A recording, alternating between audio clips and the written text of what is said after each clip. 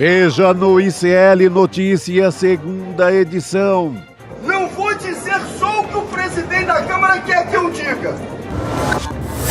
O jogo do mercado contra o Brasil. Vamos lá, professor. Dólar tem novo dia de alta e ministro da Fazenda, Fernando Haddad, não descarta ataque especulativo. E esses movimentos mais especulativos, eles são coibidos com a intervenção do Tesouro e Banco Central. A fome do Congresso por mais verbas. Na reta final do ano, as manobras de Arthur Lira para ampliar poder sobre emendas. O general vai falar? Vocês não percam a fé. Não, tá bom. Braga Neto troca de advogado e contrata criminalista que negociou delação na Lava Jato. Aí sim decidir as medidas cabíveis. O ICL Notícias, o veículo mais confiável do Brasil, está no ar.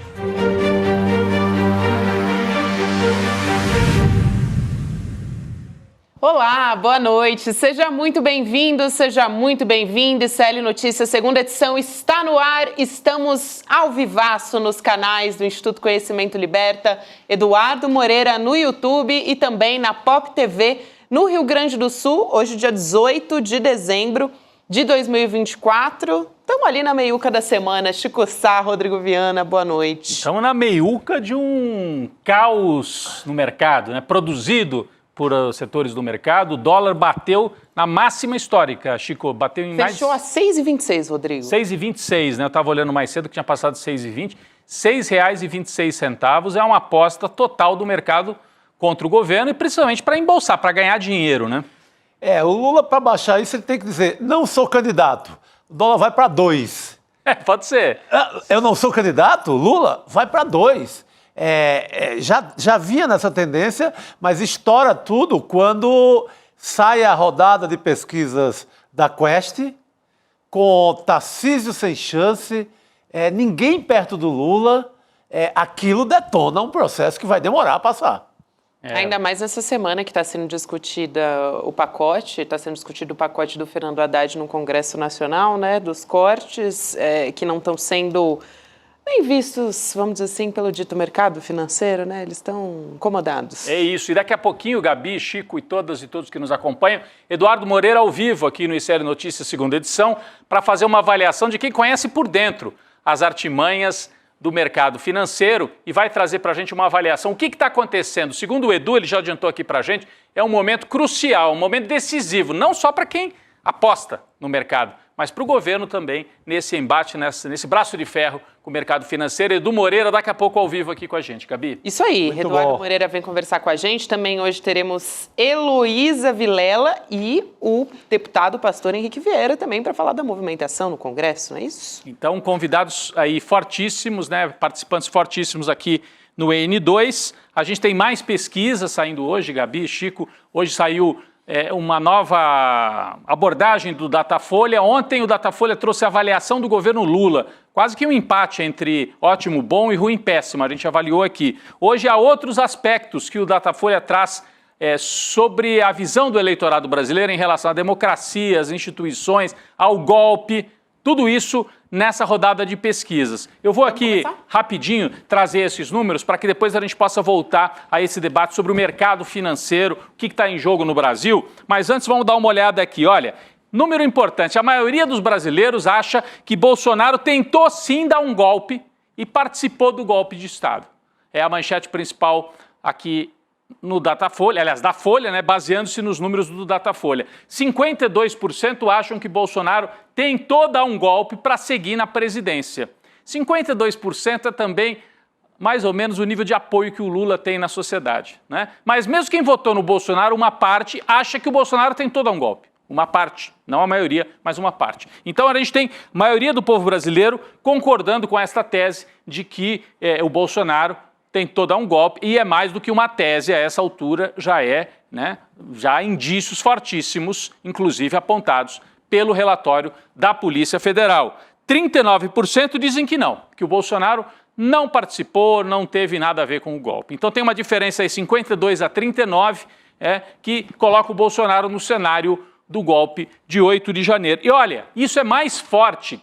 Quem acha que o Bolsonaro participou do golpe, isso é mais forte entre os que têm uma instrução menor, os que ganham menos e o povo do Nordeste, que é mais ou menos o perfil do eleitor mais fechado com o Lula. Então, 52% no geral dos brasileiros acham que o Bolsonaro é golpista. Mas quando você vai para o recorte de renda e de perfil social, entre os mais pobres, que ganham menos de 2 salários mínimos, 60% acham que o Bolsonaro é golpista.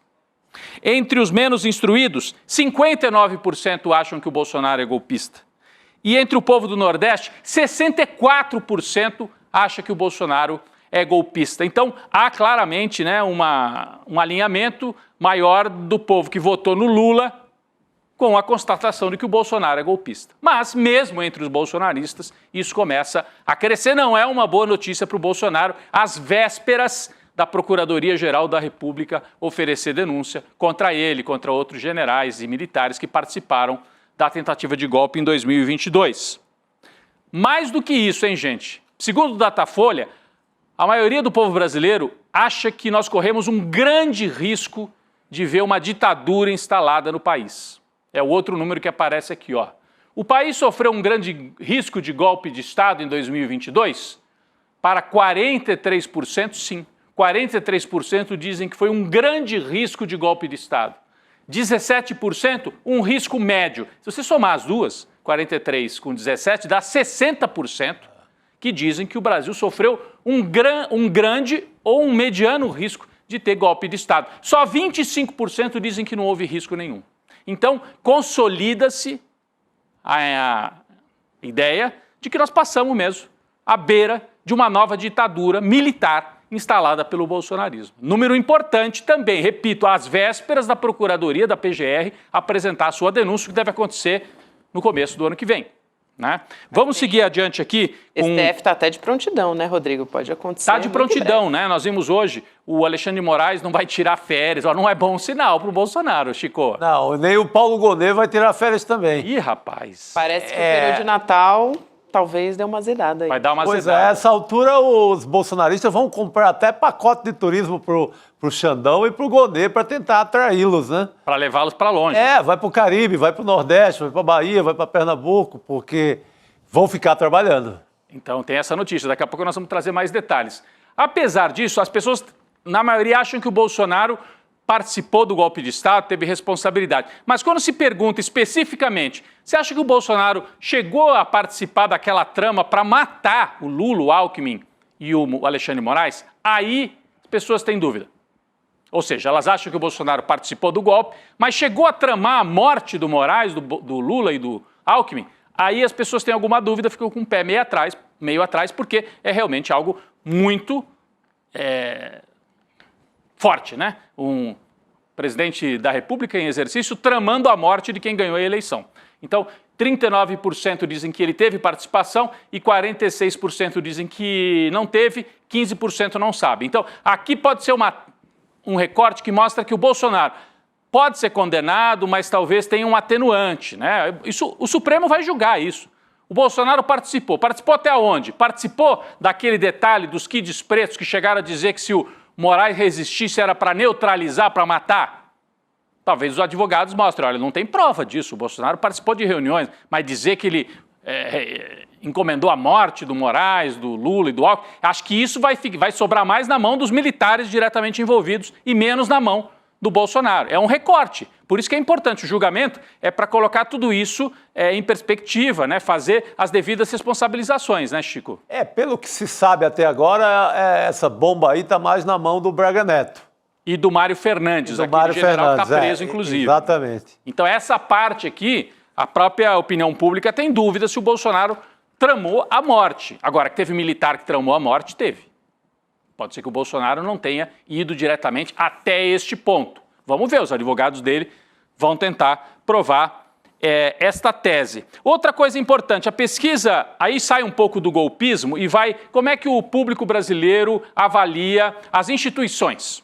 E tem uma diferença muito marcante entre o eleitor do Lula e o eleitor do Bolsonaro. O eleitor do Lula confia mais nas instituições. Olha que interessante isso. Então, quando se pergunta, né, o grau de confiabilidade, né, 87% dos eleitores do Lula, isso aqui são só eleitores do Lula, tá, gente? Eleitores do Lula, 87% confiam na presidência, 82% no Ministério Público.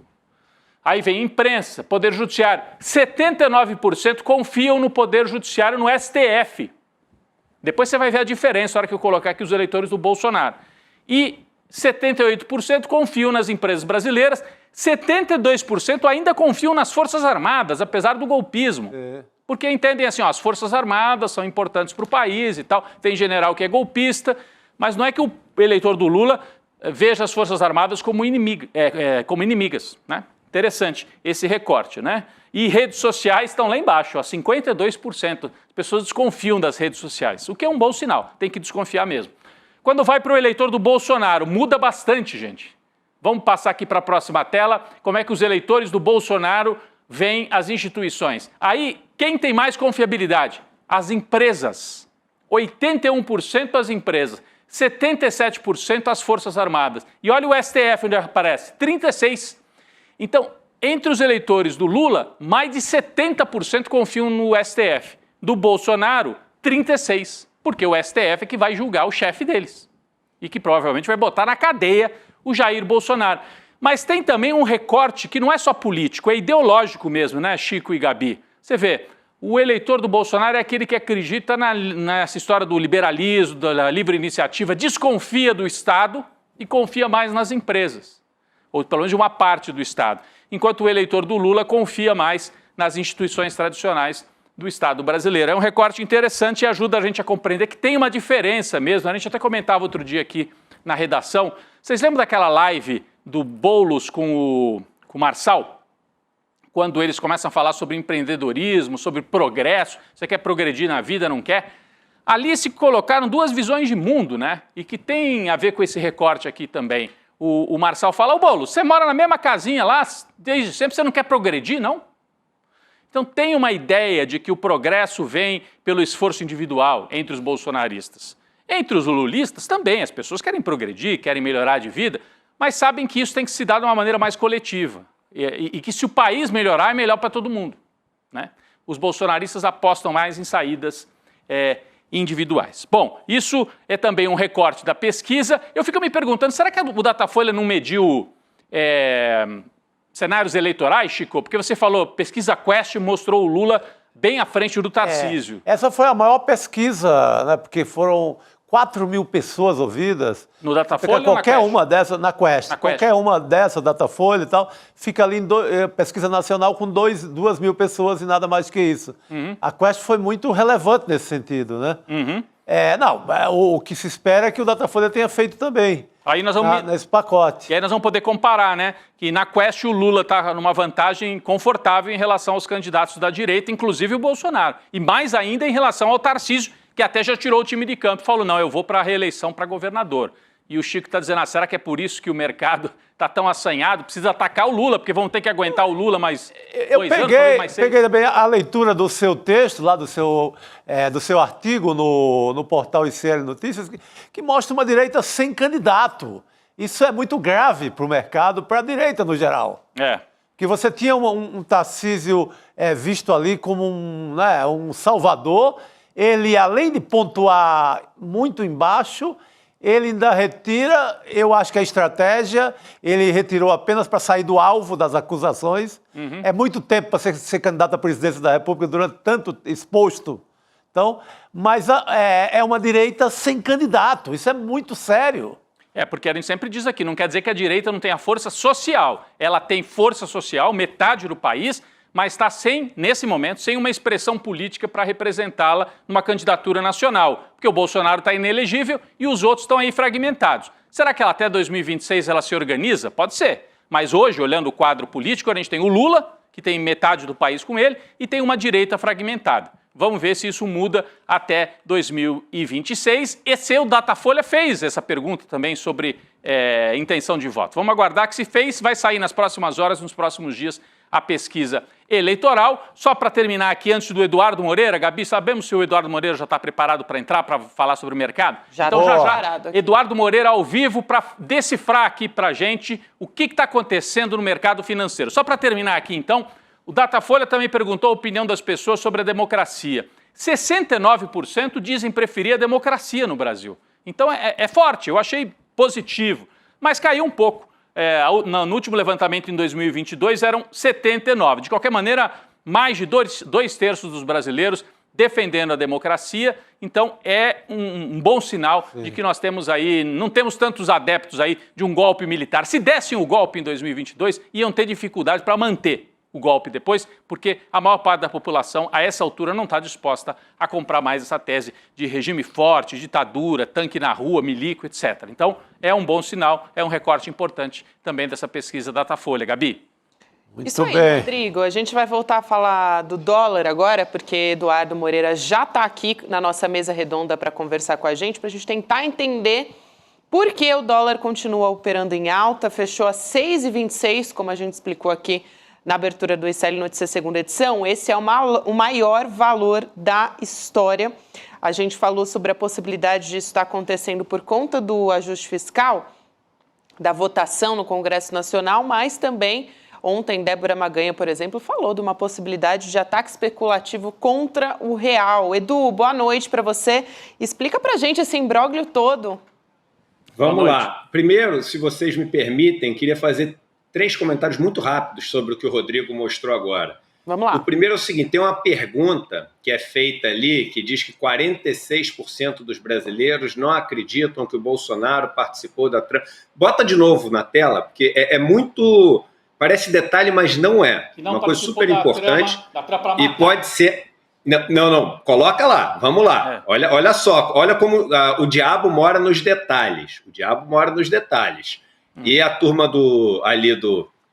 da Folha de São Paulo tem trabalhado para ajudar a turma da extrema-direita com artigos, com coisas. Deu um artigo para o Bolsonaro fazer e etc. Eu vou te falar o seguinte. Põe na tela, por favor, só para mostrar uma coisa, Rodrigo. É aquela, para 46%, Bolsonaro não teve participação na trama golpista. Acho que era a 3ª ou 4ª tela ali na ordem. Vamos lá.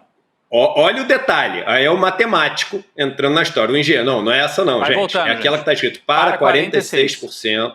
É o terceiro, quarto, quinto. Estava no item 3, essa aí.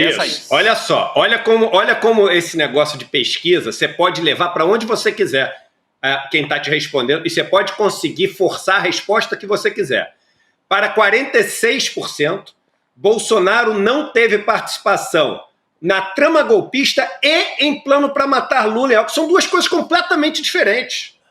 São completamente diferentes. Porque realmente esse negócio do plano de matar o Lula, o Alckmin e Moraes é uma coisa muito mais difícil de você acreditar. É uma coisa, assim, absolutamente extrema. Porque uma pergunta é, o Bolsonaro teve ou não teve participação na trama golpista? Ponto. Essa é uma pergunta e eu tenho certeza absoluta que a resposta seria diferente. Não, mas daí deu 52%, Edu. Daí deu 52% quando é só essa pergunta, que é a primeira que ele te mostrou. Não, eu sei, mas olha só, Rodrigo. Quando você faz essa pergunta, não existe essa pergunta das duas coisas juntas. Ou você faz a pergunta se ele teve a participação na trama golpista, ou você faz a pergunta se ele teve participação no plano de matar o Lula, o Alckmin e o Alexandre de Moraes. Não existe eu chegar para as pessoas e fazer uma pergunta de duas perguntas diferentes. Você tem um resultado que não te diz nada, a não ser o seguinte, dar a resposta que o cara queria, que é o seguinte, você fala o seguinte, olha, a maioria das pessoas acha que o Bolsonaro não participou da trama golpista. Olha como isso é perigoso. Isso é muito perigoso, porque quando você olha essa pergunta, você dá para o bolsonarismo o seguinte discurso. Bota lá na tela que eu não lembro qual o número que apareceu. Você fala, menos da metade dos brasileiros acredita que o Bolsonaro tramou o golpe. Essa é a resposta que você dá quando você faz uma pergunta dessa. Então, essa é a primeira coisa só. Você diz o seguinte, teve participação no golpe, você fala assim, só menos de 40% acredita que o Bolsonaro participou da trama golpista. Pronto. Mas são duas coisas diferentes. Uma coisa é a trama golpista e a outra é o tanto que ele bota um E. Esse E não existe. São duas perguntas diferentes. Segunda coisa que eu ia falar, sempre naquelas perguntas da credibilidade das instituições, aparecia uma que é super relevante que não apareceu, que é a igreja, né? No Brasil, e é super importante essa história do grau que as pessoas têm de confiança na instituição igreja. E sempre apareceram como as mais confiáveis no Brasil, né, a igreja e as Forças Armadas. E se você for olhar na lista ali das pessoas que votam no Lula, as Forças Armadas caíram absurdamente. Eu gostaria, né, de ver como é que estão ali os dois, porque isso passou a ser uma questão crucial no Brasil, essa questão como é que se diz, da igreja na vida, é o fenômeno que a gente está vendo, a gente fez até um documentário esse ano sobre isso. E por fim, aí uma pequena discordância de você, Rodrigo, eu fiquei abismado com essa queda de 79% para 69% só em 2 anos das pessoas que acham que o melhor regime é o regime democrático. Eu não achei assim, uma queda muito pequena, não. Eu achei brutal. A gente está falando de, em 2 anos, 10% das pessoas que não acreditam mais na democracia. Eu acho que isso assim, é absolutamente preocupante. Eu fiquei chocado com essa manchete, sabe? Não está dentro da margem de erro. Não. Então isso é extremamente preocupante. Mas voltando agora, vamos falar de mercado, porque é uma coisa assim importantíssima. E antes de falar do mercado no Brasil, só trazendo um ponto importante para vocês, que é o seguinte: no aftermarket, o que quer dizer aftermarket, né? É um termo utilizado no mercado financeiro. Depois que o mercado fecha oficialmente, as pessoas podem fazer operações que não contam para esse dia. Como assim não contam para esse dia, Eduardo? Existem muitos contratos que as pessoas fazem, de toda a ordem, que precisam da taxa de fechamento, por exemplo, do câmbio no dia de hoje. As pessoas têm que liquidar um contrato. Elas falam assim, eu vou te pagar o valor em reais equivalente a tantos dólares no dia 18 de dezembro. Quando chega no dia 18 de dezembro, você tem que saber qual é o fechamento. Então você tem um fechamento oficial, mas depois que o mercado tem o seu fechamento, passa um tempinho e ele abre novamente. E as pessoas podem fazer ali operações. No aftermarket, quer dizer, depois do mercado, o dólar chegou a bater 6,30, tá? E está a 6,29 agora. Então, ele subiu além do que tinha subido ao longo do dia. E aí, antes de falar de Brasil, vamos só trazer um ponto que é importantíssimo, que é o seguinte: hoje, nos Estados Unidos, os mercados tiveram, principalmente os mercados de ações, um dos piores dias dos últimos tempos. Só para vocês terem ideia, tá? O Dow Jones caiu hoje, que é o índice americano de ações, que representa as empresas mais tradicionais americanas. Ele caiu mais de 2,5%. O S&P, que é a das maiores empresas americanas, caiu em torno de 3%. E o Nasdaq, que é o das empresas de tecnologia, caiu mais de 3,5%. Mas eu vou dar um dado agora que eu acho que vai chocar vocês. Hoje foi o 10º dia consecutivo de queda do Dow Jones. Isso é a primeira vez que acontece em 50 anos. Tá? O mercado americano ele vem subindo muito mais do que o resto do mundo. As pessoas estavam falando que em alguma hora viria uma correção. E hoje a gente teve o 10º dia de queda consecutiva do Dow Jones. Não é a maior queda em 50 anos, mas é a queda mais duradoura, ou seja, 10 dias seguidos de queda. Então é a queda mais duradoura em 50 anos. Entrou uma manchete aí que isso. Então tá bom. O pessoal já botou umas 3 vezes essa manchete para mostrar. Realmente está todo mundo impressionado com esse 69% aí. Mas aí voltando para a história aqui do mercado. Por que o mercado americano caiu tanto hoje? E aí a gente vai relacionar um pouco com essa questão do dólar aqui no Brasil. Hoje teve reunião do Fed americano, como se fosse a gente vê a reunião do Copom aqui no Brasil. Sim. Teve uma reunião do Fed nos Estados Unidos para decidir a taxa de juros nos Estados Unidos. E ela caiu 0,25%. Era o esperado, mas 2 coisas aconteceram que não era esperado. A primeira delas, não foi unânime a decisão. e a presidente do Fed, né, de Cleveland, que você tem vários Feds lá que votam com o presidente do Fed americano e decidem o rumo das taxas de juros e qual vai ser a taxa de juros. A presidente do Fed de Cleveland, ela falou o seguinte: por mim não caía nada. Ela votou para não cair nada. Então as pessoas ficaram assim impressionadas, porque como assim votou para não cair nada? E o Fed fez um comunicado dizendo que só espera 2 quedas de juros em todo o ano de 2025, menos do que estava sendo previsto antes. Por quê? Aí ele explicou o motivo. A inflação está se mantendo mais alta do que a gente esperava e a nossa projeção é que ela vai continuar se mantendo mais alta do que a gente esperava. Então a gente não pode cair muito juros, porque como o desemprego está baixo nos Estados Unidos, isso vai pressionar preço e a inflação vai ser alta. Quando os Estados Unidos fica preocupado com isso, né, e com a inflação, e não cai juros como o pessoal estava achando, isso impacta o ritmo de crescimento econômico nos Estados Unidos. Isso impacta o mundo inteiro. E toda vez que a taxa de juros se mantém alta nos Estados Unidos, as pessoas mandam dinheiro dos outros países para os Estados Unidos. Isso faz com que as moedas se desvalorizem em relação ao dólar. Dito isso, o real é a moeda que mais tem se desvalorizado em relação ao dólar. Por que ela mais tem se desvalorizado em relação ao dólar? Aí a gente vem para aquilo que da última vez eu vim aqui no N2 e expliquei, né?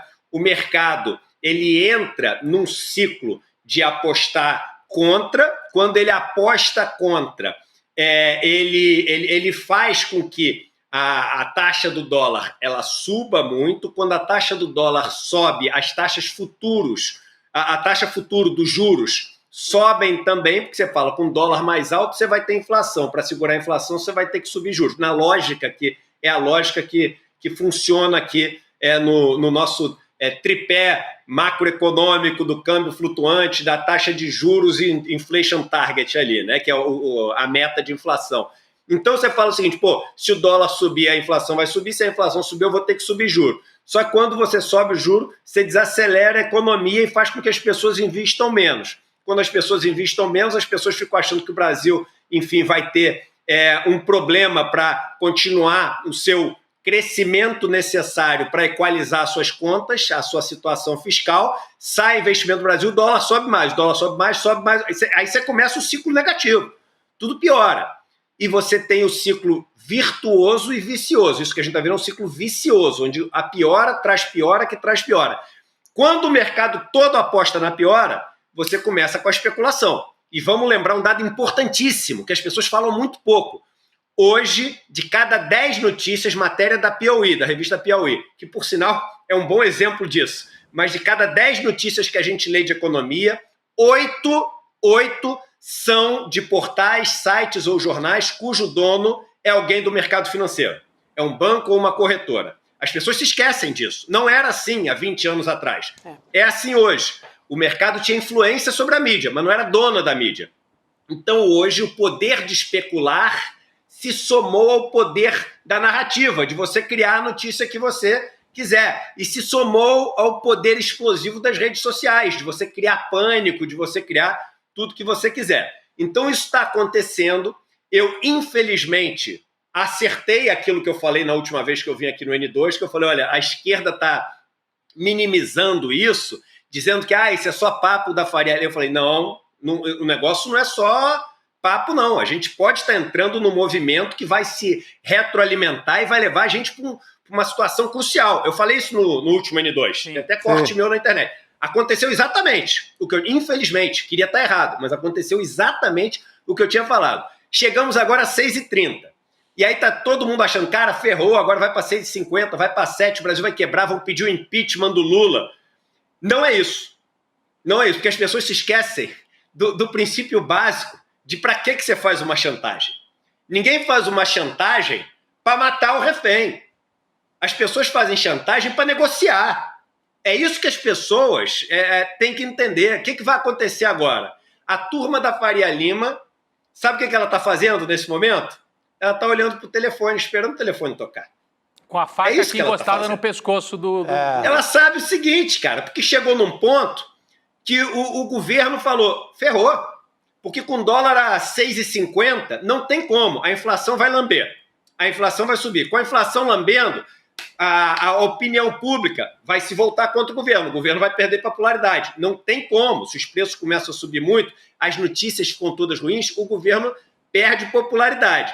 Se o governo perde popularidade, o mercado fica todo ruim, etc., só para até falar uma coisa, só para deixar registrado, no dia 18 de dezembro aqui, junto com isso tem um outro plano acontecendo, que estão começando a criar uma narrativa que o o Milei fez deu certo na Argentina, que é uma mentira. As pessoas estão vendo uma pobreza enorme, estão sem emprego. O Milei, a dívida, a maneira que ele fez para comer dívida foi com inflação no lombo da classe média e do pobre argentino, que não consegue tirar dinheiro e ter outro país, mas estão criando uma narrativa ao mesmo tempo, que o que ele fez lá está dando certo. Daqui a pouco essas duas histórias vão se unir, tá? As duas histórias do que eles estão criando de história no Brasil com o que estão criando de história na Argentina, as duas coisas vão se unir. Pode escrever o que eu estou falando. Mas aí o que está acontecendo agora? Nesse momento, a turma da Faria Lima está olhando para o telefone, com um sorrisinho maroto na boca, esperando o governo ligar e falar assim, tá bom, o que você quer? Vai, preciso da tua ajuda, me diz aí o que você quer. E é isso que vai acontecer. E o que eles querem, Edu? Eu não tenho a menor dúvida. É privatização? É mais privatização? O que é? Mais eles querem corte? tudo que a gente já sabe, cara. Eles querem corte, eles querem privatização, eles querem que quando, enfim, as coisas forem decididas agora, eles deem a benção deles para ser feito do jeito deles. Eles querem isenção, quer que não suba em momento algum o imposto sobre os donos dos bancos e sobre os bancos. Eles querem que ninguém mexa com empresas que vá atrapalhar as empresas que eles são sócios e são donos. Eles querem tudo que eles sempre quiseram. Mas agora, o que acontece? Rodrigo, Chico, etc. Tem placas tectônicas se movendo no Congresso, estão decidindo qual que é o imposto disso, qual que é o imposto daquilo, se vai cortar isso, se não vai cortar aquilo. E aí eles estão falando o seguinte, olha só, já que vocês estão decidindo isso tudo, vocês estão precisando de ajuda. Eu posso ajudar. Liga para mim. Aí no começo, qualquer governo, eu não vou ligar nada, né? Eu vou peitar, eu sou grande, eu sou o governo. Chega numa hora, como a lógica, e eu falei isso da última vez que eu estive aqui, a lógica é feita na dependência do mercado, independente de qualquer coisa. A gente é dependente do mercado, por isso até que eu contei a história da caderneta de poupança e de outras coisas para a gente se desvencilhar disso. Mas hoje é a lógica do mercado financeiro. O mercado vai ligar. O governo vai ligar para o mercado. Eu não tenho a menor dúvida. Porque todos ligam. E aí vai ligar, o mercado vai dar as condições. E aí o mercado vai melhorar.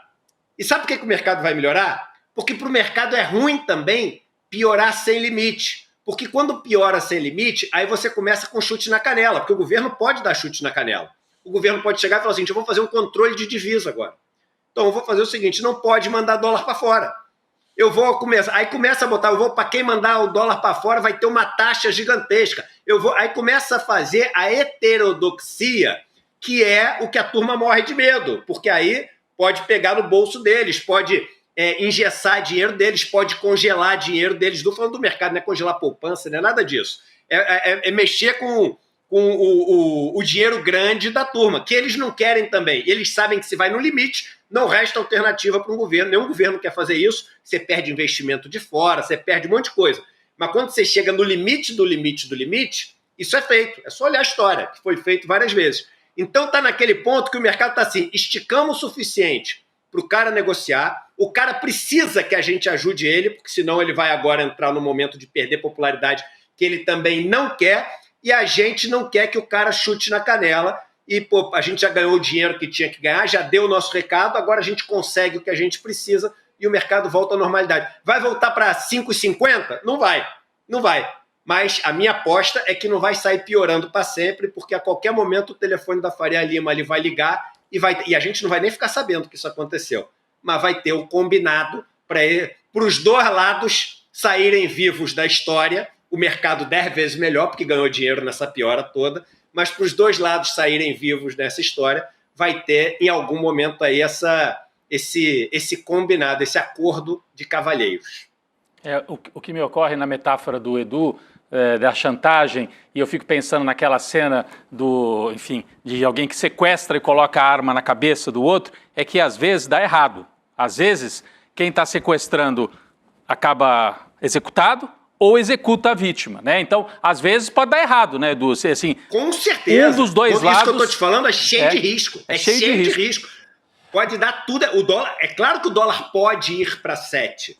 É claro que a inflação pode, a partir de agora, lamber geral. O governo pode perder popularidade, o mercado pode perder dinheiro, pode começar a ter heterodoxia, controle de... Pode ter um monte de coisa. Mas eu só estou falando assim, não é feito para isso.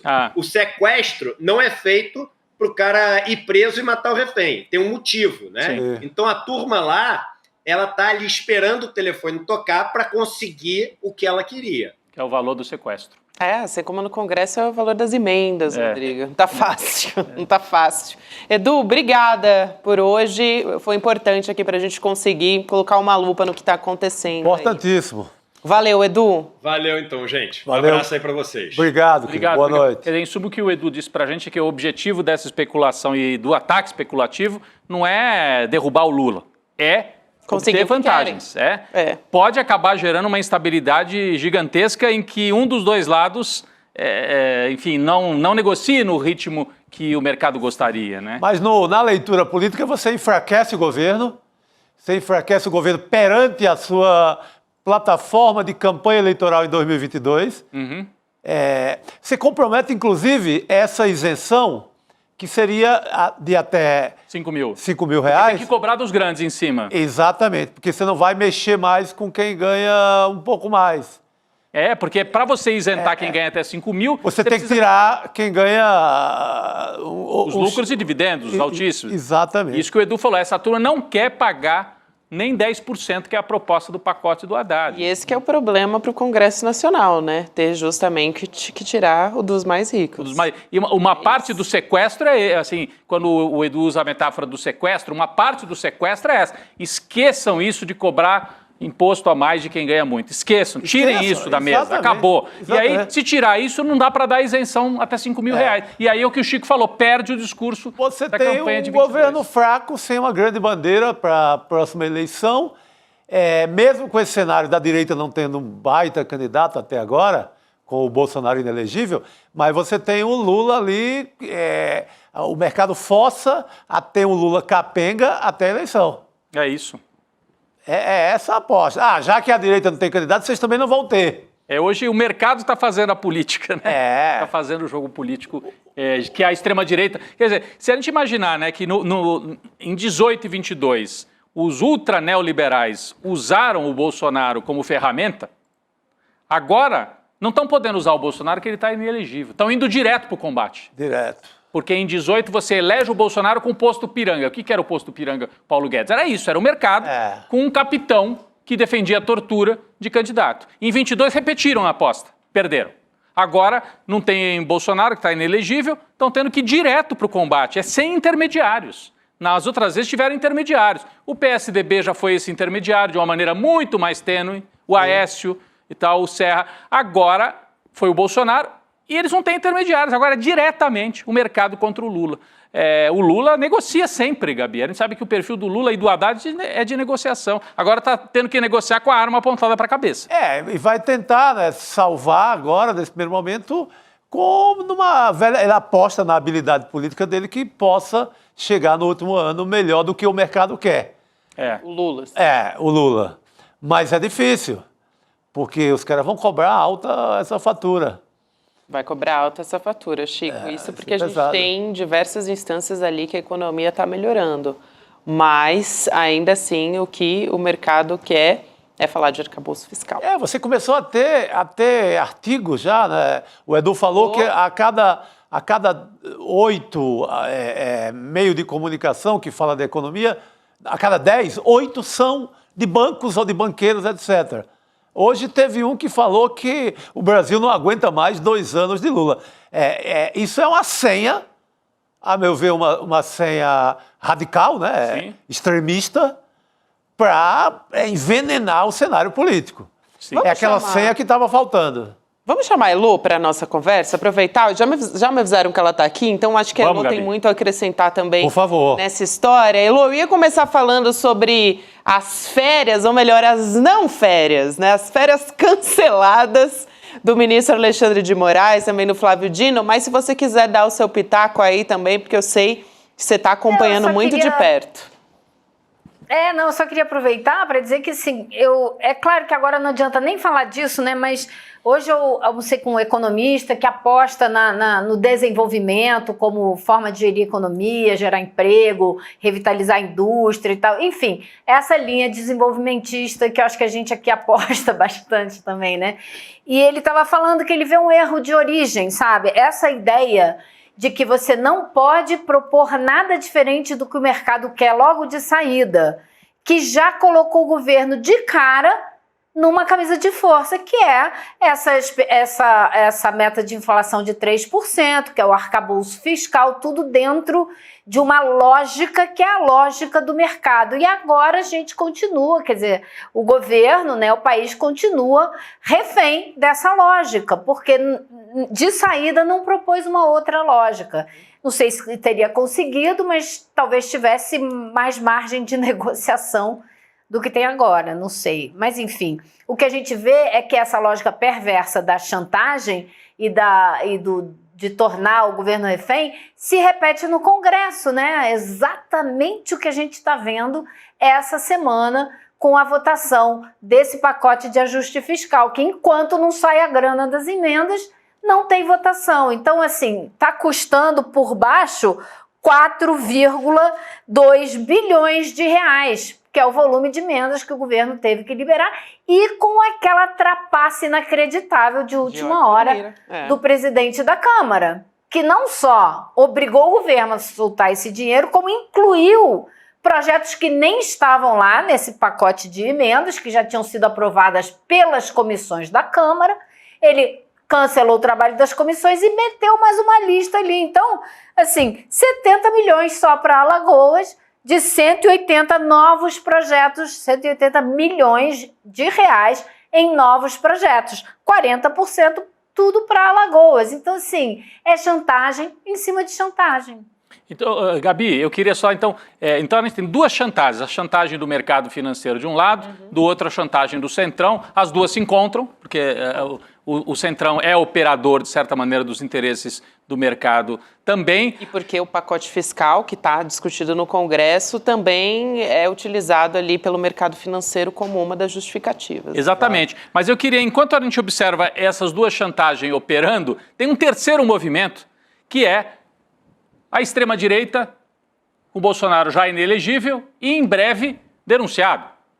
Porque esse movimento que a gente viu hoje, você trouxe para a gente aqui no nosso grupo interno aqui do Jornalista Escuta, prestem atenção.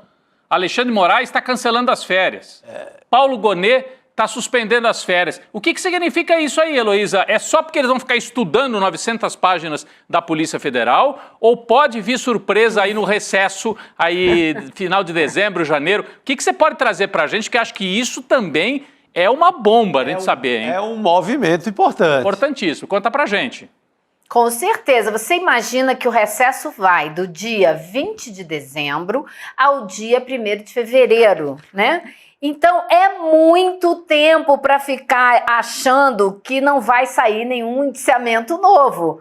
O relatório está lá, o Xandão leu, entregou para o Gonet está ali decidindo o que fazer, né? O Braga Neto já foi preso e está todo mundo esperando o indiciamento de outras pessoas. Tem uma lista longa aí que ainda pode se ver, né, com a justiça. O general Heleno, o próprio Bolsonaro e outros atuantes dessa tentativa de golpe. Então, tudo indica que o Alexandre de Moraes vai ficar de plantão aguardando, porque pode sair uma decisão do Gonet a qualquer momento. É de se esperar. Ele não vai ficar meses segurando esse relatório sem tomar nenhuma decisão, né? O país está esperando, a gente já esperou um bocado. Então, acho que é isso que o Alexandre de Moraes está esperando, e não é à toa que o Gonet também estará de plantão. Vai estar todo mundo aí trabalhando.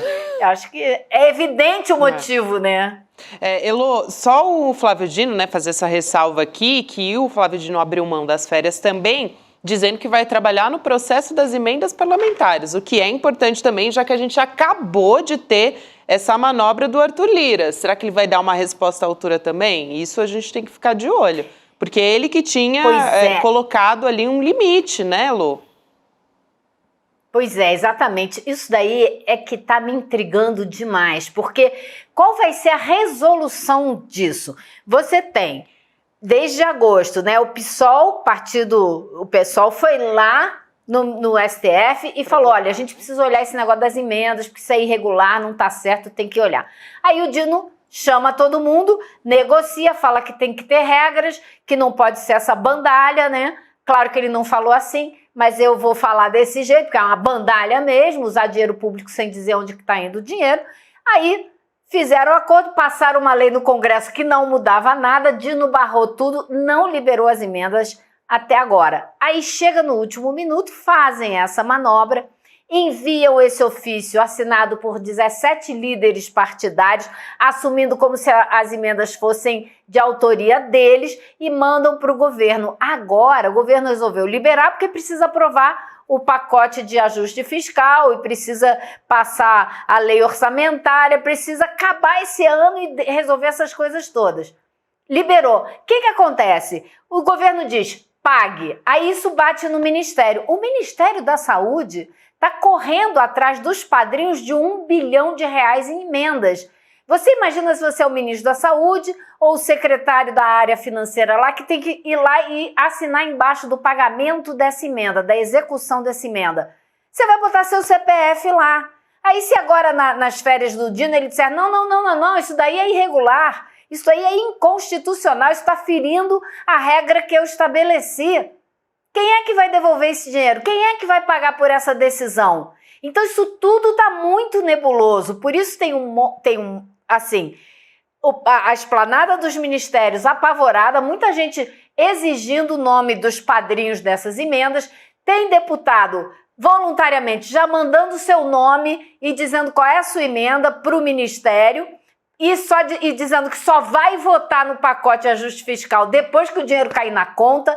Ou seja, imagina a situação, a tensão que está acontecendo nesse momento ali entre a praça, né, a Praça dos Três Poderes e a esplanada dos ministérios. Tem tensão para todo lado, Gabi. Tem tensão, inclusive, de general preso também, né? Pois é, já que a gente está falando aqui da tensão com a, vamos dizer assim, a anulação das férias do Moraes, né, abriu mão das férias aí, e os golpistas com certeza devem estar preocupados com isso, né, talvez até cancelem o peru de Natal, como diz Chico Sá. Tem o Braga Neto nessa história também, né, ele decidiu trocar de advogado. Informação aqui, ele foi preso no último sábado, né? A gente falou muito dessa história, mas a família dispensou o Luiz Prata, que estava defendendo o Braga Neto desde que ele foi indiciado pela Polícia Federal, portanto ali no final de novembro, né? E quem está assumindo o posto agora é o advogado criminalista José Luiz Oliveira Lima, que já defendeu o Zé Dirceu no julgamento do Mensalão, também na Operação Lava Jato, né, com delatores ali, ele também atuou nessa função. E ele foi responsável, por exemplo, por fechar a delação premiada do Léo Pinheiro, empreiteiro, dono da OAS. Olha ele aí na tela. Muito importante. Ele também já defendeu, não, ele defende ainda na parte ali do campo da direita, o Pedro Guimarães, vocês se lembram dele, ex-presidente da Caixa durante o governo Bolsonaro, que foi denunciado por assédio dentro da Caixa Econômica Federal. E tem também o cliente, o Márcio Smelling. Quem? O Márcio Smelling, aquele do assédio? Humorista, que também é outro caso de assédio sexual, além do Pedro Guimarães, também tem o do Márcio Smelling. Chico, você queria comentar? É um advogado importante, advogado de peso. Mas um advogado que gosta de delação premiada. Inclusive, essa delação do que apareceu aí, o Léo Pinheiro, é uma delação que foi muito importante na farsa toda montada pela Lava Jato em cima do Lula. Foi obrigado a delatar, senão não saía da cadeia. Depois ele se arrepende, depois ele volta atrás de umas coisas e o Brasil fica sabendo o que aconteceu. Mas é bom começar a pensar também numa delação, por que não? E só teria um alvo dessa delação. Só tem uma pessoa acima do Braga Neto. Que é o Jair. Ele só pode delatar um. Ele pode até dar mais detalhes dos colegas, de baixas patentes, dos quilos pretos. Ele pode detalhar, melhorar. a história do que o Mauro Cid já contou. Talvez financiadores, né, Chico? Financiadores. Mas a Talvez grande colaboração... alguns financiadores de peso. Exato, mas a grande colaboração dele, né, Lu? A grande colaboração dele em oferecer uma delação só pode ser em relação ao Bolsonaro. Em relação ao Bolsonaro. Que era um capitão, mas estava acima dele na hierarquia da presidência, do Palácio Planalto. Não, é que isso que a Ilô falou, vamos relembrar que a Juliana Dalpiva trouxe, antes até do que todos os outros meios de comunicação, a história do dinheiro na caixa de vinho. Sim. Então, talvez explicar melhor, delatar quem é que deu o dinheiro, porque estão dizendo que veio do agro, foi alguma personalidade específica, foi um grupo, né? Acho que por isso que a Ilô falou do dinheiro também, é isso, Ilô? Exatamente, porque a gente até agora, eu não sei se a Polícia Federal sabe, mas até agora no relatório mesmo da Polícia Federal não apareceu detalhamento sobre os financiadores do golpe. Isso é um dado super importante. Pode ter grandes empresários nessa lista e Braga Neto sabe quem eles são. Então ele pode também, nessa área aí de delação, ele pode trazer novidades desse pessoal que realmente financiou de verdade a tentativa de golpe. Vocês lembram que eu comentei aqui que quando o Braga Neto foi preso, o Bolsonaro foi rapidinho ali se pronunciar e os investigadores estavam achando que isso podia ser um recado para o Braga Neto não fazer delação premiada. É verdade, ele solta logo uma primeira mensagem, você até falou disso naquele dia, né? Aqui tem a mensagem do Bolsonaro, ele faz a clássica análise ali, veja bem, isso não pode ser... enfim, ele não tentou intimidar ninguém. Como se a investigação já tivesse acabado. Porque como é que ele tentou atrapalhar uma investigação que já acabou? Então, assim, segura aí, Braga Neto, segura a onda aí e não fala o que você sabe, né? Todos os detalhes, pelo menos, né? Exatamente. Porque o que resta ao Braga Neto? Não tem mais nada para ele na parada. Ele não houve clamor nenhum dentro do Exército, ninguém o defendeu agora, ninguém botou o peito e o defendeu. Nem o velho clube militar, né, que ali é o povo mais do pijama, mas que numa hora dessa solta uma nota. Ninguém o defende publicamente. Nem uma mísera nota do clube militar. Não tem um recruta, nem um recruta zero, ninguém. Então é uma situação muito complicada. Não é, Elô? Por favor, completa aí, Elô. Não, você imagina assim, quantos anos tem o Braga Neto? Quantos anos de cadeia ele pode pegar? Uma redução de pena pode significar para ele, né, passar o resto da vida em liberdade ou passar o resto da vida em cana. Poder jogar vôlei em Copacabana ainda, com 80, não sei, talvez. Porque senão ele não joga mais vôlei em Copacabana. Não joga mais. Não é? É a chance de jogar vôlei em Copacabana. Agora, politicamente, a gente avaliava aqui, as pessoas têm muita dúvida se o Braga Neto vai delatar, né? Porque a impressão ele é tão central nessa história que é o centro da história delatando, né? Muita gente ainda duvida que possa acontecer. Agora, a troca de advogado passou meio batido hoje, né? Com essa história de mercado, dólar e tal, passou meio batido. E foi muito repentino, assim. Foi uma troca que é uma troca no sentido de visão de advogados. Também acho que ele está querendo alguém de mais peso, né? Tem mais grife, né? Mais grife, o Oliveira Lima, o Juca, né? Que ele chamava. Juca, que é um dos caras que estava na lista para morte, era um apelido de um dos que iriam morrer, não sei se... O Joca e o Jeca é verdade, é o que a gente não sabia, né? O Jeca, o Juca e o Joca. O Juca é o que a gente não sabe quem seria. E agora tem um advogado chamado Juca. Chamado Juca. Mas Achamos o Juca. Chama o Juca aí. É porque o Jeca era o Lula, não, né? Achamos o Juca. Achamos o Juca. O Jeca era o Lula, né? O Jeca era o Lula. O Joca era o Alckmin. E aí o Juca, desconhecido era o Juca. Que podia ser o Flávio Dino. Podia ser o Flávio Dino. O ministro Alexandre de Moraes era o professor. Mas a situação do Braga Neto, cara, não tem, é sem saída. Se você volta à boa comparação de que o cara que quebrou o relógio lá do Planalto, aqueles terroristas da quebradeira estão pegando 17 anos, se você fez uma vaquinha, você fez quase um catarse para matar gente, você fez uma vaquinha para pegar grana, para matar, para crime de encomenda, quase pistolagem de encomenda, como havia antigamente no Brasil. Então, é muito sério, é difícil você ter ele tem o quê? 67? Está beirando os 70.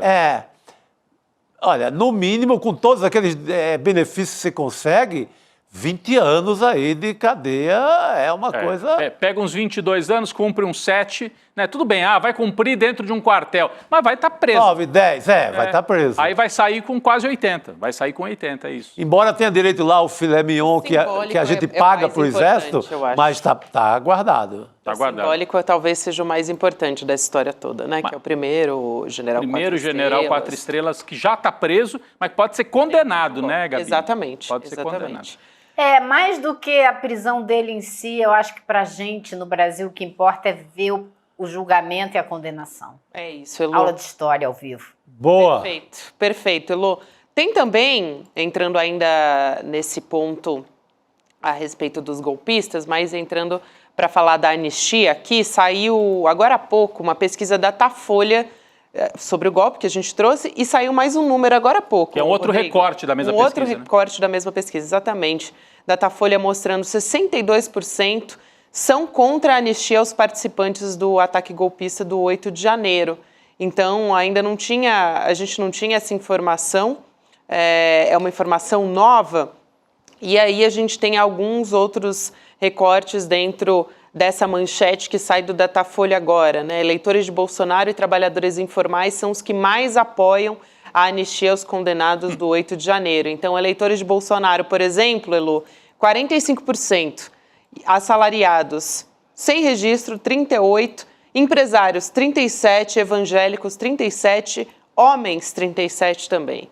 A gente aqui mostrando alguns recortes que foram feitos. Interessante, né? Porque isso é mais ou menos a base eleitoral que a gente sabe que ele não perde, né?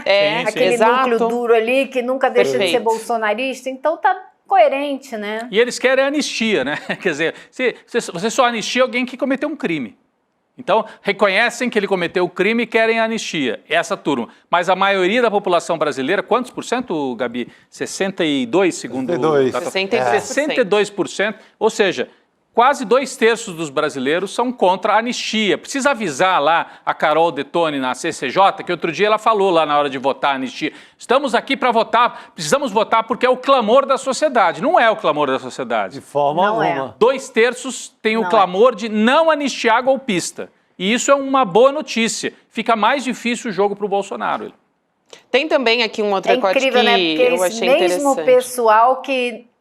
Perdão. Não, imagina, esse mesmo pessoal que no Congresso defende o quê? Redução da maioridade penal, mais tempo de cadeia para tudo quanto é crime, mas para esses aí eles querem anistia. Que engraçado, né? Eu ia dizer aqui mais um recorte, já que a gente está falando da anistia aqui. Os eleitores do presidente Lula e os funcionários públicos são mais refratários à anistia aos condenados pelo 8 de janeiro. Mais refratários submisso, né? Assim, são contra. Basicamente são contra. Contra a anistia.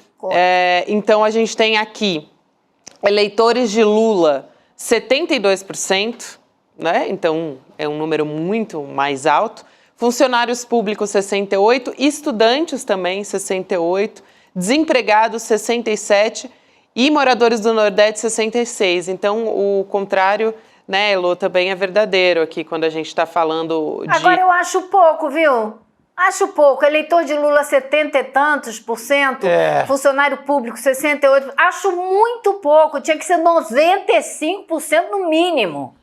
Ora... Que isso, cara? Os caras tentaram acabar com o nosso sistema democrático. Queriam matar o presidente, o vice, o ministro do Supremo. Que é isso? Será que as pessoas estão com a cabeça? Vocês não se dão conta da seriedade que é isso? Ainda que muitos não tenham votado no Bolsonaro, não porque apoiam o presidente Lula, mas ainda assim a gente está falando de um golpe à democracia, né, gente? A gente não tá falando... devia ser beirando os 100%, né? Exato, Chico. Isso. Mas esse recorte também é interessante aqui para a gente seguir falando a respeito disso. Gabi, a gente está falando de militar que pode ser condenado, se o Braga Neto vai ou não delatar e tal. Mas tem general chateado, sabia?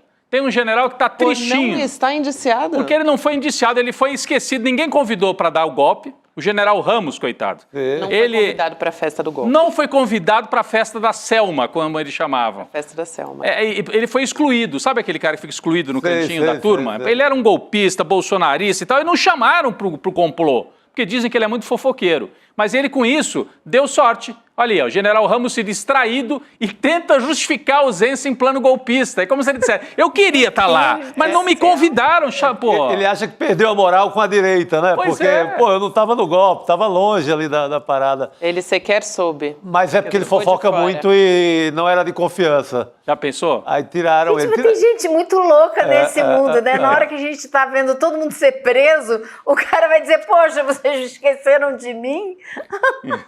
Pois é, então, a Carla Araújo, que apurou essa história para o UOL, né, a reportagem dela, ela estava ouvindo pessoas no entorno do Luiz Eduardo Ramos. E aí, ele entrou no radar ali da investigação, né, porque o Mário Fernandes foi preso, que é o Kid Preto, um general e tal.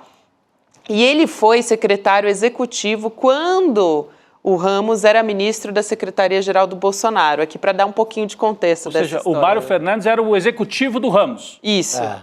E daí planejou o golpe sem avisar o chefe, foi isso, Gabi? É um pouco isso. Eu acho que aqui meio que a gente tem um pouco... Ele ficando chateado por conta disso, mexeram no roteiro, tiraram o restante da história que eu queria contar, viu? Mas eu dei uma olhada aqui antes, Elô, e basicamente eles trocavam mensagem de zap e o general Ramos não respondeu a maioria das mensagens. Aí ele... tô achando que o general é malandro. O general é esperto, ainda disse que queria estar, porque agrada ali, né? Mostra que está solidário a quem está em cana e por aí vai, mas é mais esperteza desse general. Porque esses caras contavam tudo ali no Zap, Elô, falavam de tudo, ficou tudo registrado, né?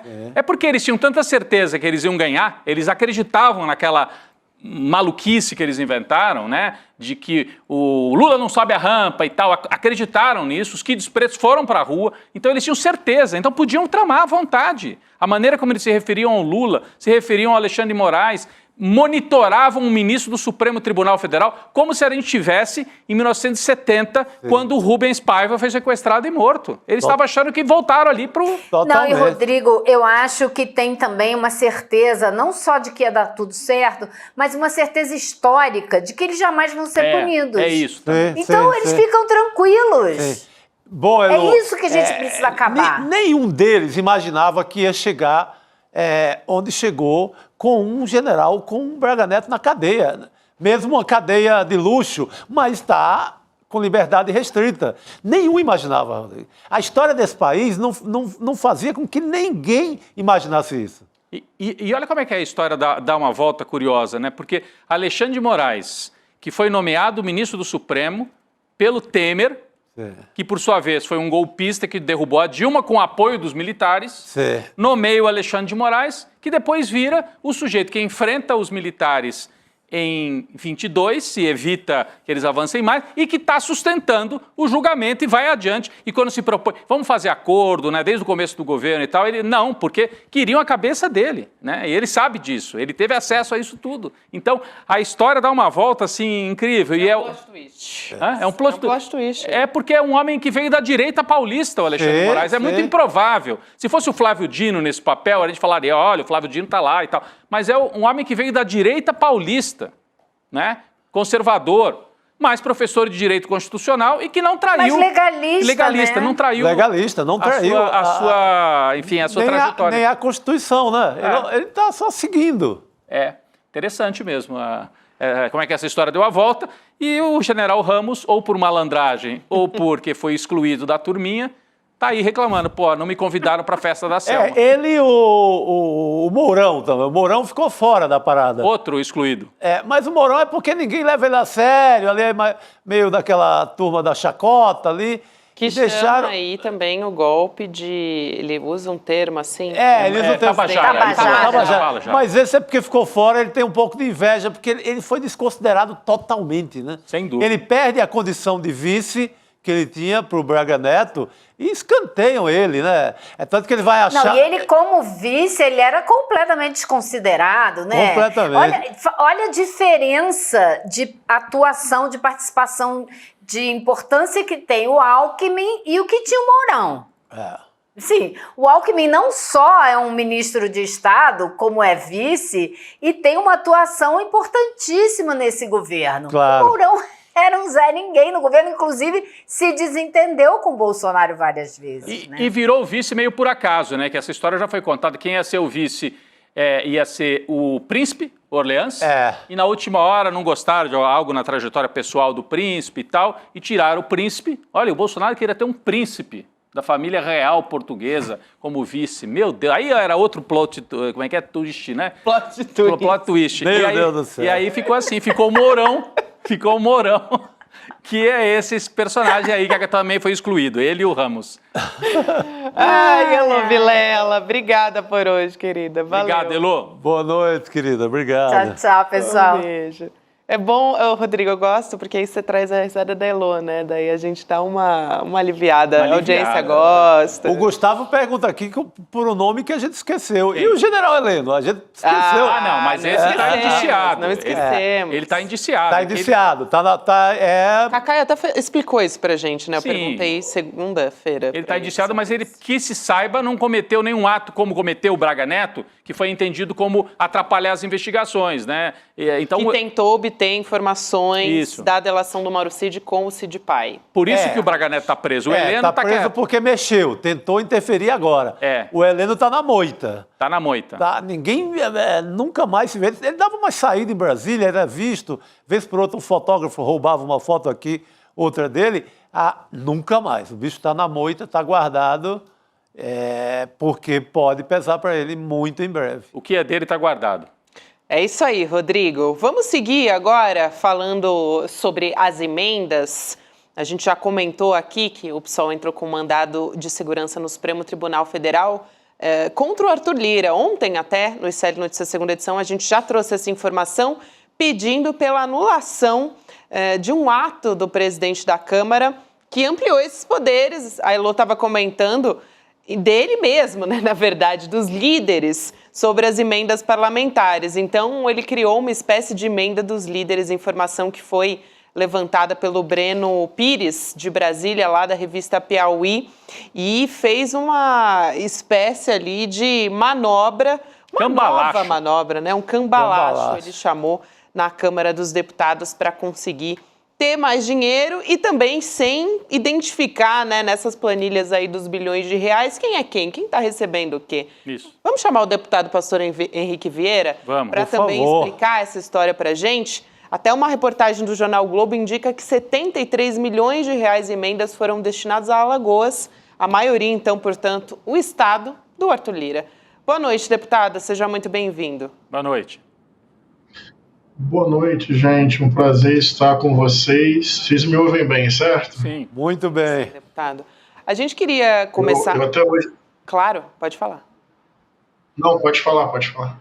Não, queria começar por essa história. A gente estava falando aqui sobre essa manobra do Arthur Lira, né? E o PSOL entrando com esse mandado de segurança no Supremo Tribunal Federal.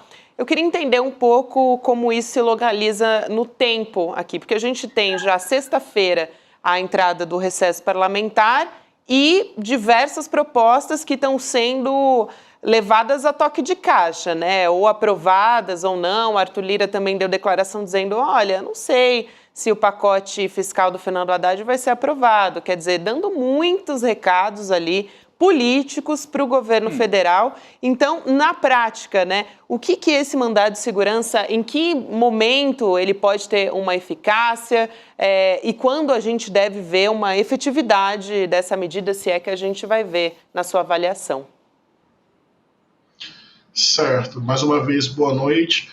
Nós, na verdade, dependemos de uma decisão do STF. A nossa parte fizemos. Porque qual é a ideia dessa iniciativa do PSOL? Mesmo com a decisão do STF, que busca dar parâmetros de transparência, rastreabilidade, controle social às emendas, nós entendemos que ainda há falta disso tudo na aplicação das emendas parlamentares, ou seja, aquilo que o STF tentou coibir corretamente não está, de fato, conseguindo. vocês falaram aí, e tem várias manobras mesmo, especialmente nas chamadas emendas de comissão. Quando nós perdemos a individualidade da emenda, quem está propondo? Qual o critério para distribuição destes valores entre as comissões? Por que algumas comissões recebem mais, outras comissões recebem menos e tem comissões que não recebem? Por que não é o colegiado destas comissões, então, que de forma aberta e transparente debate, decide e define a aplicação destas emendas? Por que acontece dessa forma? Em que lugar esses critérios são definidos? Para onde esse dinheiro vai dentro das comissões e para onde esse dinheiro vai lá na ponta? Então, mesmo com todo o esforço do STF, especialmente a partir do Flávio Dino, e tudo começa com uma ação do PSOL lá atrás, o que nós estamos verificando é que pode ter contorno, pode ter melhora, pode ter um nível maior de controle, mas ainda continuamos nas casas dos bilhões, sem transparência, sem critério objetivo de distribuição, sem rastreabilidade, sem controle. Então, esse é o problema em si. A temporalidade das coisas não nos cabe mais, porque entramos com essa ação no STF e agora depende de uma decisão que vem de lá. Bom, deputado, outro assunto que a gente quer trazer aqui também, além dessa história, né? Tem outra discussão na Câmara, que são as novas regras para o reajuste do salário mínimo, que fazem parte desse pacote fiscal do Haddad, que a gente já comentou muito aqui também. E no ano passado, o presidente Lula retomou a regra atualizando o valor do salário mínimo de acordo com a inflação do ano anterior, né, com o crescimento do PIB de 2 anos antes. Eu queria ouvir a sua avaliação, deputado, a respeito dessa proposta, né, que está sendo discutida ali. E tem sido também importante essa história do salário mínimo também, porque algumas pesquisas saíram mostrando que as pessoas não têm conhecimento, né? A sociedade não tem um conhecimento ainda de que essa é uma proposta importante e que está dentro do pacote fiscal.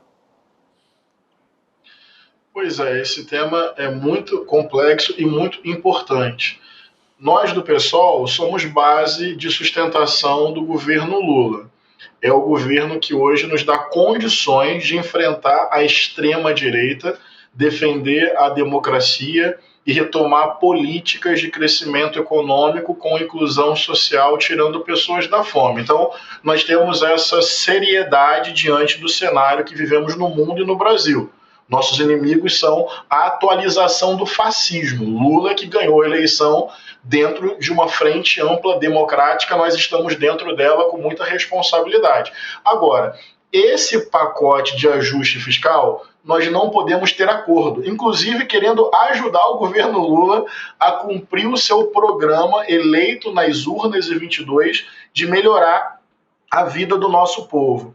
Eu tenho 2 minutos para explicar a ideia desse pacote? Posso desenvolver rapidamente esse raciocínio? Sim, diga lá, pastor.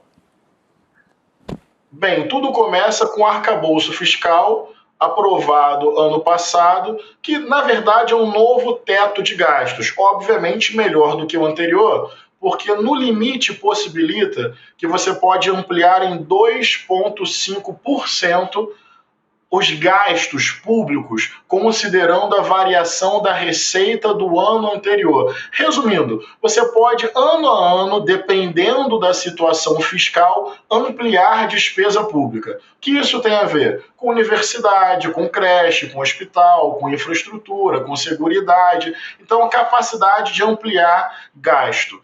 Porém, o teto de gastos, ele coloca um limite que é muito rígido. Então, se a receita aumenta muito, todas as receitas, todos os gastos que são vinculados, eles vão crescer junto e vai bater esse teto do arcabouço. Então, você tem 2 opções por causa do arcabouço.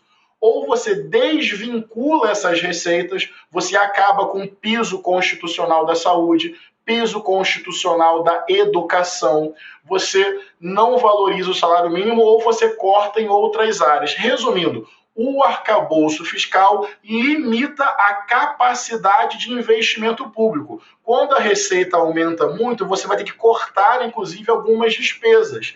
É isso que o governo está fazendo agora como consequência do arcabouço fiscal. E uma das consequências, para terminar, é que ele limita o crescimento do salário mínimo à própria lógica do arcabouço fiscal. Portanto, a inflação e, no máximo, 2,5%. Na era Lula anterior, para vocês terem uma ideia, a valorização do salário mínimo podia chegar a 10%.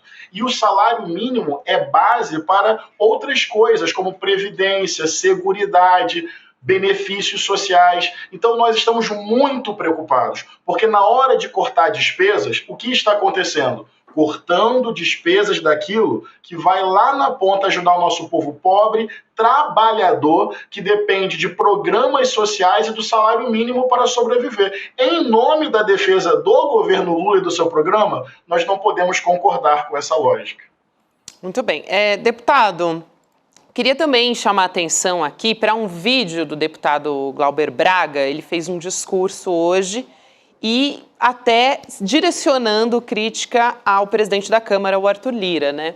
O mandato dele entregou um manifesto com 50 mil assinaturas contra a sua cassação, né? A própria cassação dele. Ele é alvo no processo do Conselho de Ética, aquela vez que um manifestante, não gosto nem de chamar de manifestante, né, mas um provocador do MBL estava ali dentro do Congresso Nacional e ele expulsou essa pessoa do Congresso Nacional a pontapés, e aí a gente teve esse abaixo-assinado que foi entregue no gabinete do relator do processo de cassação, que é o deputado Paulo Magalhães, aqui dando um pouco de contexto para a nossa audiência, até para saberem em que pé está essa história, né?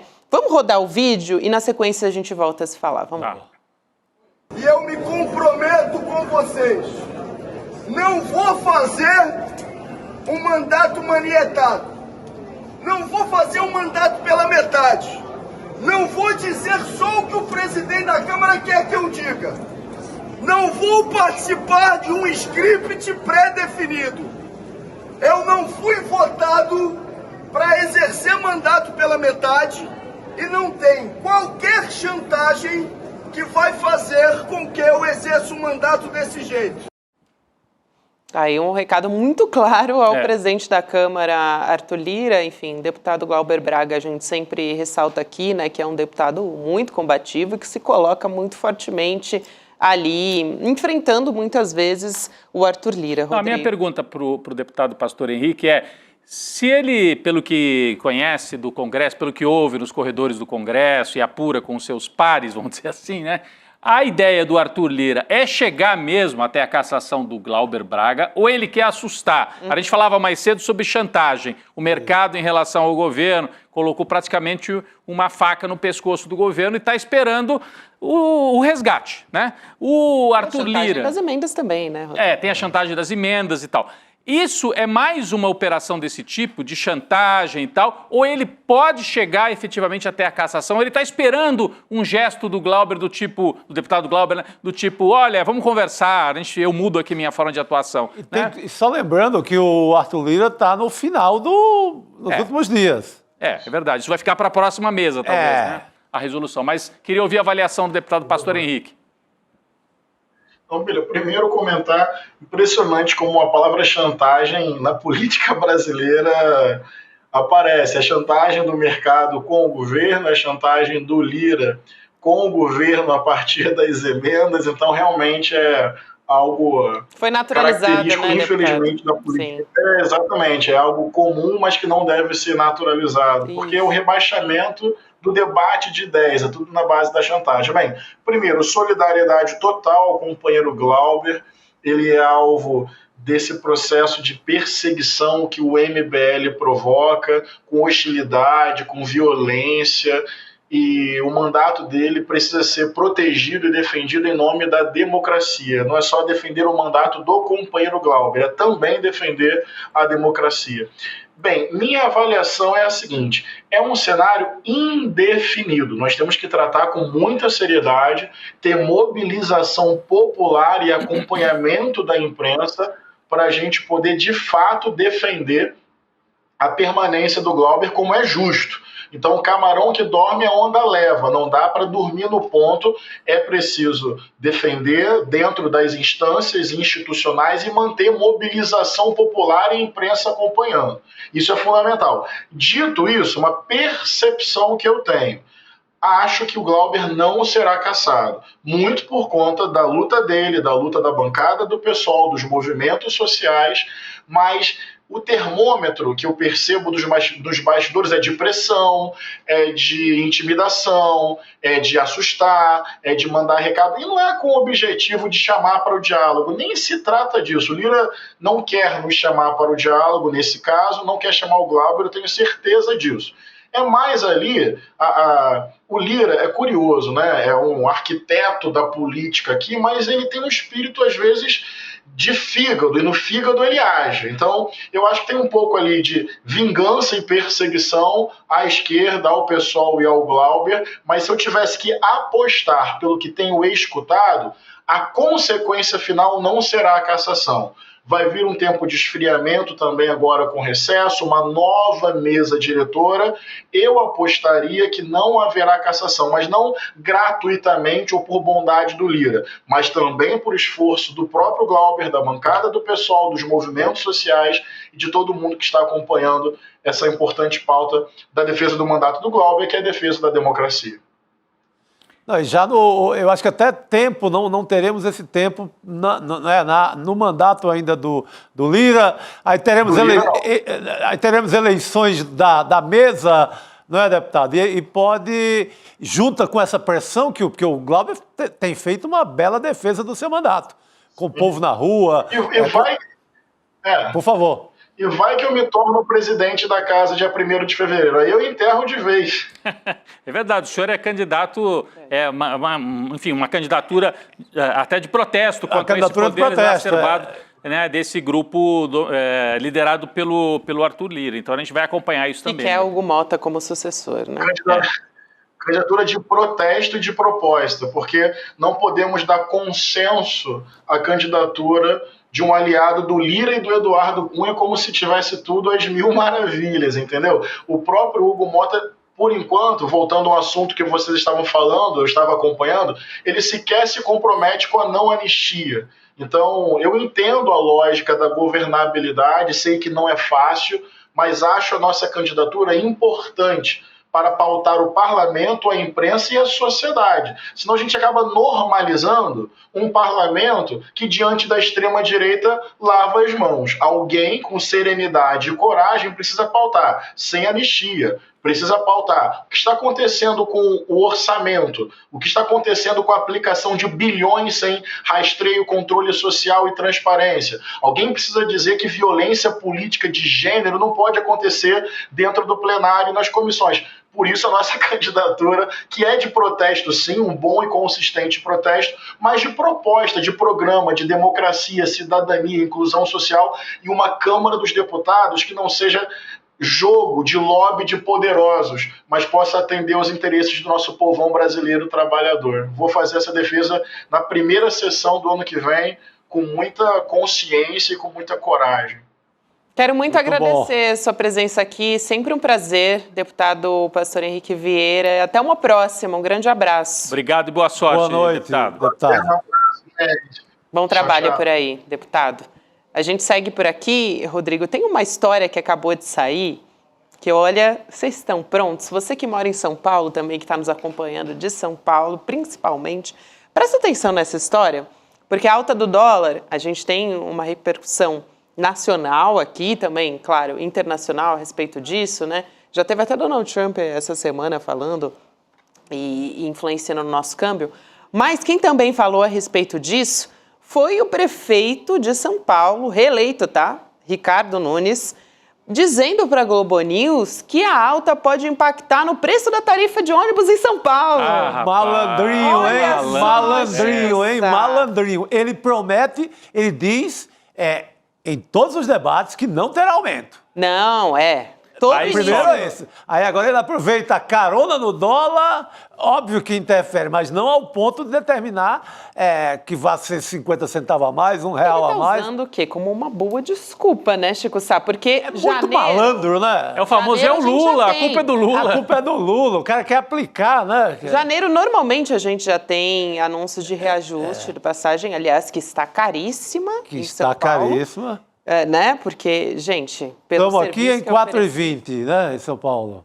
No ônibus, você tá falando. No ônibus, estamos em 4,20. No Rio de Janeiro é pior ainda. No Rio de Janeiro está muito mais acima. Mas já está alta, né? Já está bastante cara. E a gente tem essa alta do dólar como uma desculpa para justificar um novo reajuste ainda na passagem da tarifa de ônibus em São Paulo. No que eu volto 11 anos atrás e lembro de uma página importante da história do Brasil, que é quando 4h40, Chico. 4h40. E o metrô 5. Eu ia falar 5 porque eu ando mais de metrô. 5 é o metrô. 5 é o metrô. Eu ando mais de metrô também agora. 5. E você tem, eu estou lembrando agora o episódio de 2013. Os 20 centavos. O prefeito Haddad coloca na mesa o aumento de 20 centavos. E vira uma rebelião. E vem a estudantada, né? Vem o movimento... Passe livre. Aparentemente legítimo, né? Legítimo no seu começo, por derrubar os 20 centavos. A direita sequestra aquele movimento e aquilo dá em tudo que a gente viveu. Aliás, Chico, cadê o movimento Passe Livre? Desapareceu? Sumiu do mapa? Eu acho que vai voltar agora, né? Porque... seguramente não serão apenas 20 centavos. Eu acho que as pessoas estão muito traumatizadas, viu? Cadê o movimento Passe Livre? Tinha até um sujeito chamado Legume, que era o diretor do Passe Livre, era o chefe. Boa pergunta. Era uma pessoa de esquerda, era até um militante, se dizia pelo menos, de esquerda. Depois que faz aquela confusão danada, a Dilma sofre aquele ataque depois, né? O Haddad recua. Aí as jornadas de junho de 2013, não vai ter Copa, mistura com tudo. Aí depois isso encaminha-se. A Dilma até consegue se reeleger por uma margem pequena, encaminha-se para o golpe de 2016. Não estou dizendo que a culpa é do movimento Passe Livre, mas eles foram estopim, né? Por isso que eu estou relembrando, é um fato importante da história. E nunca mais houve um protesto daquele contra aumento de tarifa em São Paulo. Claro que esse movimento acha que não foi o culpado por tudo, mas abriu as porteiras, né? A direita soube manipular de forma politicamente, foi muito hábil, né? Revirou a passeata para eles. Sim. E deu no que deu, golpe, etc. Teve até o caso, eu vou contar rapidinho, porque nós estamos no final aqui, mas famoso, começaram as rebeliões estudantis pela esquerda. Aí o Arnaldo Jabor, que era comentarista na Globo e na CBN, faz um comentário, baderna, são baderneiros, a polícia tem que ir para cima deles, ir para cima, baderna. Passa o fim de semana... E o Arnaldo Jabor, acho que daí recebeu um telefonema, falou, isso aí pode ser a favor da gente. Aí muda e fala, eu pensei melhor, não são baderneiros, eles são legais. Eles estão fazendo, tem um colega nosso que trabalhou com o Arnaldo Jabor e que lembra bem do Arnaldo Jabor na rádio. Eu, inclusive. A Gabi também, né, Gabi? E aí o Arnaldo Jabor muda e fala, não é mais baderna, eu me enganei. Essa mudança do Jabor é um clássico já, um clássico, né? Que aponta que houve uma captura do movimento que nasceu pela esquerda e foi depois para a direita. É isso aí, gente. Ou seja, janeiro promete. Eu vou observar agora... Vamos preparar os bolos. Vou observar direitinho essa história aí. Mas o amigo da onça aí da prefeitura é muito esperto, Tá dizendo que a culpa é do dólar do Lula. Já chegou. Esse aí já morou em apartamento de empreiteiro, trocou apartamento com empreiteiro, como a Folha deu outro dia. Mas agora tá com esse papinho aí. É isso aí. O Nivaldo Pereira diz, tarifa zero já era. É só domingo. Se for em São Paulo, é só de domingo mesmo, viu? Para poder ainda... vai ser difícil, gente. Vai ser difícil. Vamos preparar os bolsos aí, porque o negócio vem... Ele vai pagar aquela vitória dele, foi uma vitória consagradora nas urnas, ele vai pagar com esse aumento, vai começar a pagar direitinho. A gente que vai pagar, né? A gente que vai pagar pela reeleição. É isso aí.